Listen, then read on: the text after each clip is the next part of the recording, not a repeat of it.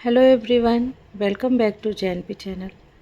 आज मैं आप लोगों के लिए गौतम बुद्ध की एक मोटिवेशनल स्टोरी लेके फिर से आई हूँ, जिसके ज़रिए हम जानेंगे कि हमारी ज़िंदगी की कीमत क्या है बुद्ध के नज़रिए से।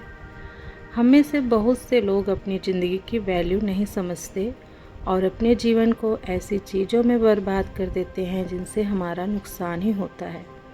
कुछ लोग अपनी ज़िंदगी शराब के पीछे बर्बाद कर देते हैं, तो कुछ लड़कियों के चक्कर में और कुछ अपनी ज़िंदगी पैसा पैसा करके बर्बाद कर देते हैं।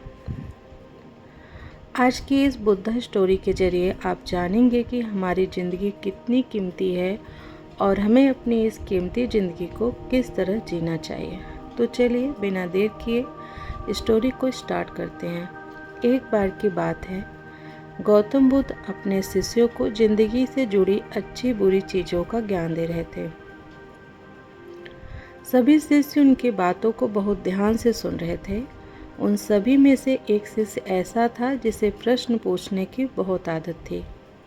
वो उठकर गौतम बुद्ध के पास गया और उनसे बोला, आप हमें ज़िंदगी के बारे में जो कुछ सिखा रहे हैं उस सब का क्या फ़ायदा, क्योंकि हम में से बहुत से बच्चों को ये भी नहीं पता कि हमारे जीवन का मूल्य क्या है और ये जीवन हमारे लिए कितना कीमती है।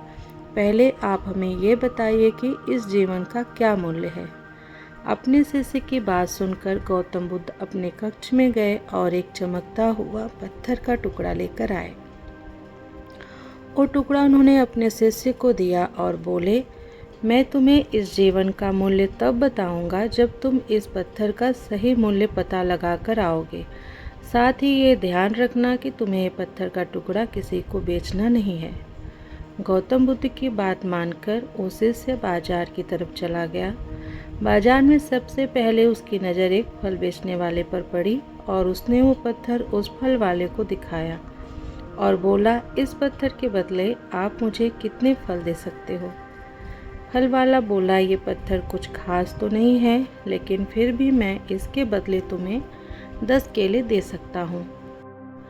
उस शिष्य उस पत्थर को लेकर आगे चला गया। फिर उसे एक सब्जी वाला मिला।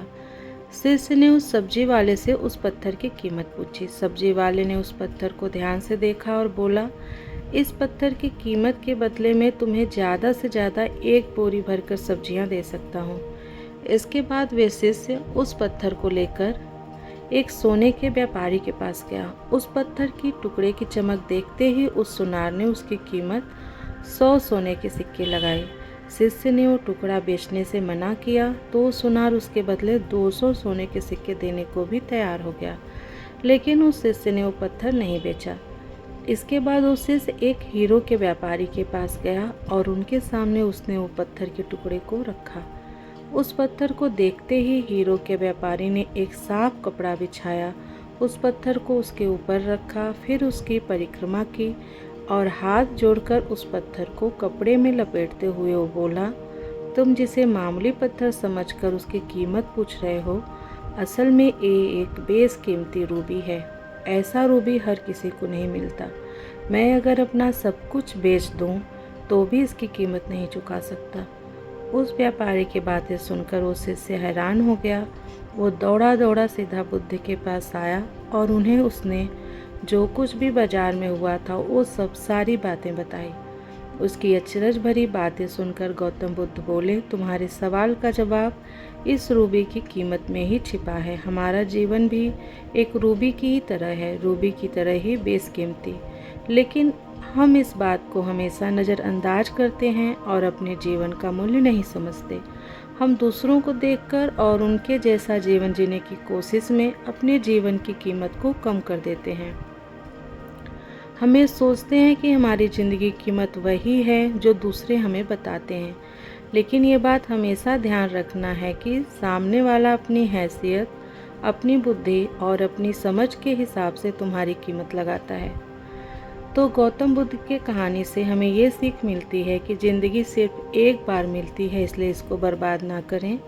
अपनी ज़िंदगी को उतना ही कीमती समझें जितना कीमती आप अपने बैंक में रखे रुपयों को समझते हैं।